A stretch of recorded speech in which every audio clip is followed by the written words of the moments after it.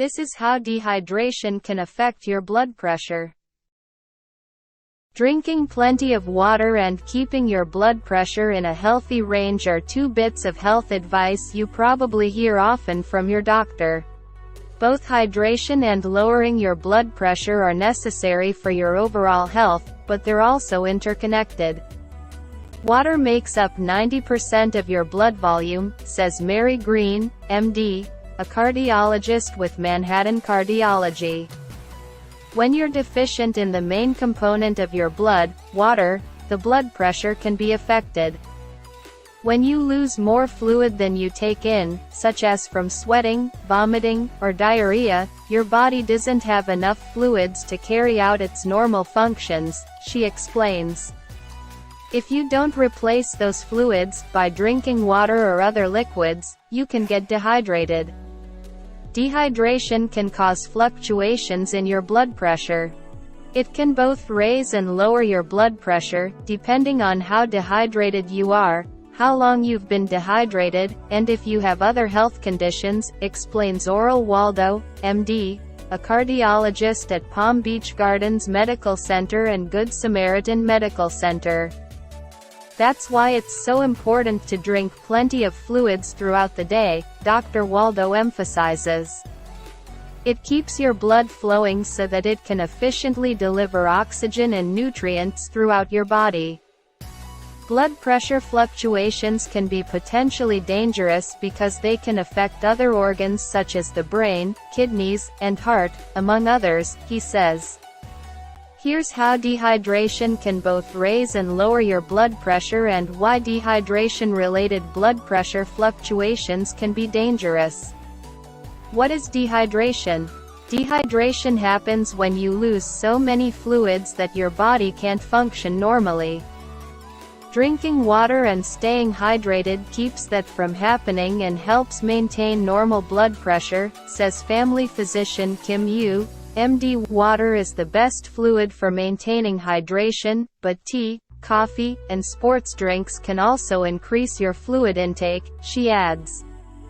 Alcohol can be dehydrating and should be limited.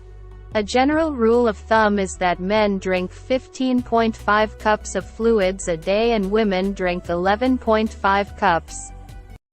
But that's not a rule. Yu says you might need more if you exercise frequently or spend time outside in hot weather. Basically, she says, drink enough to not feel thirsty. When you drink enough water, you'll maintain an optimal blood volume, says Robert Pilchik, MD, a cardiologist with Manhattan Cardiology. This allows your blood vessels to dilate, which reduces the resistance to blood flow, he says. This helps keep your blood pressure normal. Dr. Waldo says symptoms of dehydration can be mild, including dizziness and sleepiness, to severe, such as muscle damage or altered organ functioning. Other signs of dehydration include extreme thirst, less frequent urination, dark-colored urine, dry mouth, dizziness, confusion, headaches. What is blood pressure? Blood pressure refers to the force of blood inside your arteries, according to the Cleveland Clinic. When your heart beats, it pumps blood into your arteries, which carry blood through your body to deliver oxygen and nutrients that your body needs to function. Blood pressure readings contain two measurements. Systolic blood pressure, also known as the top number. This refers to the pressure in your arteries when your heart beats and sends blood into them. Diastolic blood pressure, or the bottom number, is the pressure in your arteries when your heart rests between beats. Blood pressure is measured in millimeters of mercury, mmHg. How dehydration lowers your blood pressure. Dehydration can cause your blood pressure to drop and then sometimes rapidly increase in response. Lack of water lowers blood volume, which leads to lower blood pressure, Dr. Waldo says. It's similar to when a small amount of water is flowing through a pipeline, he explains. The amount of fluid in the blood vessels is reduced.